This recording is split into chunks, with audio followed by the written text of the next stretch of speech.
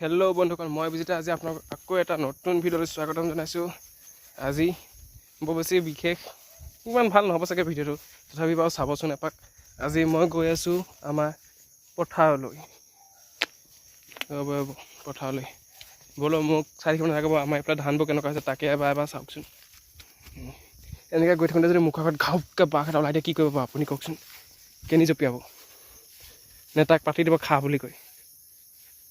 যদি বাঘ এটা যদি ঘাউতকৈ ওলাই যায় হ'ব বাৰু, ইমান কল্পনা কৰিব নালাগে।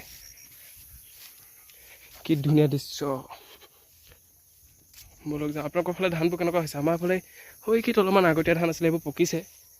কিন্তু এইবোৰ ধান পকু হ'বগৈ আৰু দুদিন পিছত, নাই পকা এতিয়ালৈকে।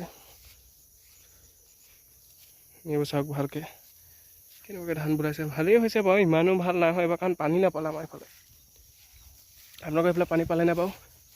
কমেণ্ট কৰি জনাবচোন। আৰু আপোনালোকৰ ঘৰত খেতি কেনেকুৱা হৈছে? আপোনালোকৰ এইফালে পানীৰ অভাৱত চব বৰবাদ হৈ গ'ল এইবাৰ।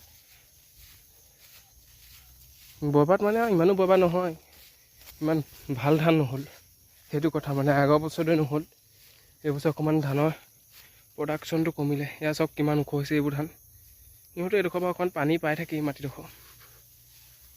সেইখন ওচৰতে আমাৰ পাহাৰখন আছে যে, লগতে উঠাই লৈছোঁ। কি ধুনীয়া লাগিছে বাৰু। বলক গৈ থাকোঁ। সঁচাকৈ বাঘ এটা নোলালে হয় আকৌ মোক আগত ঘাউতকৈ।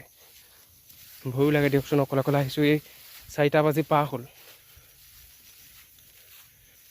এই মোবাইলটো এটাই ভাল নিয়ম আছে, মই ফ্ৰণ্ট কেমেৰা কৰি থাকিলে ডাইৰেক্ট বেক কেমেৰালৈ চুইচ কৰিব পাৰোঁ, বেক কেমেৰা কৰি থাকিলে ফ্ৰণ্ট কেমেৰালৈ চুইচ কৰিব পাৰোঁ।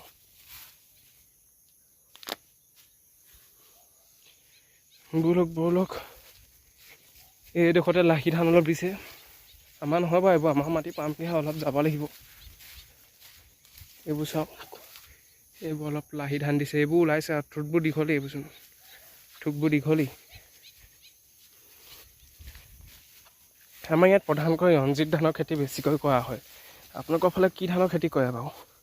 মানে প্ৰধানকৈ কিছুমানৰ ঠাইত বাম মাটি থাকে, সিহঁতে পাইজাম ধানো কৰে, কিছুমানে বাহাদুৰ কৰে। কিন্তু আমাৰ ইয়াত প্ৰধানকৈ ৰঞ্জিত ধানৰ খেতিটোহে কৰা হয়। চাওক এইবোৰ চাওক, নতুনকৈ ধান ওলাইছে এতিয়া।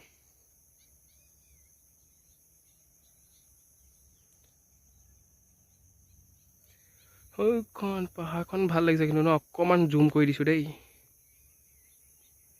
সস্তীয়া মোবাইল যে ইমান ভাল জুমো নহয়। হ'লেও এই টাৱাৰটো যে দেখিছে, এইটো অতি কমেও আমাৰ ইয়াৰ পৰা 1.5 কিলোমিটাৰ দূৰত আছে।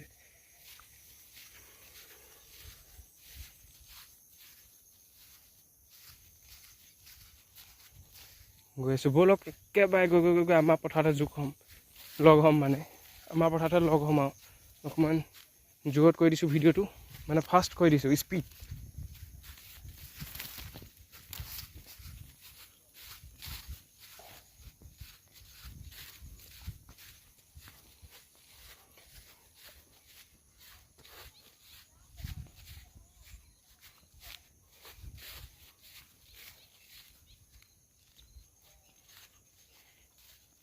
এইডোখৰ মাটি সিঁচিছিলে, কিন্তু ইমান ভাল ধান নহ'ল সিঁচাৰ পিছত। আপোনালোকৰ ফালে সিঁচি দিয়েনে বাৰু ধান?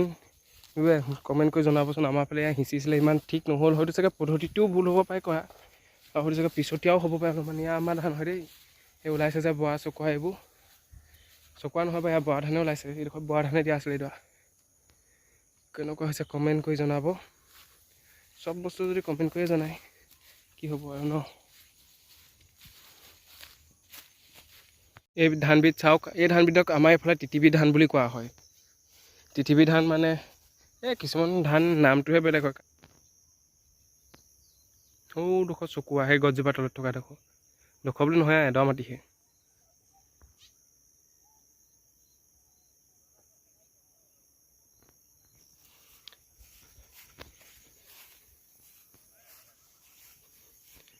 আৰু এয়া হৈছে ৰঞ্জিত ধান। এইবোৰ কি হ'ল জানো, এইবাৰ আগাগৈয়াকৈ ওলালে ধানবোৰ। ক'ত ঠিয়াই মিছ হ'ল নে কিয়ে জানো।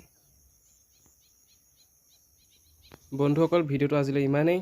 আৰু যদি ভিডিঅ'টো ভাল লাগিল তেনেহ'লে লাইক এটা কৰিব। যদি ভিডিঅ'টো বেয়া লাগিল তেনেহ'লে ক'ত বেয়া লাগিল কওক, আমি আৰু অলপ ভাল কৰিবলৈ ভিডিঅ'ৰ চেষ্টা কৰিম। আৰু ভিডিঅ'টো চোৱাৰ বাবে ধন্যবাদ।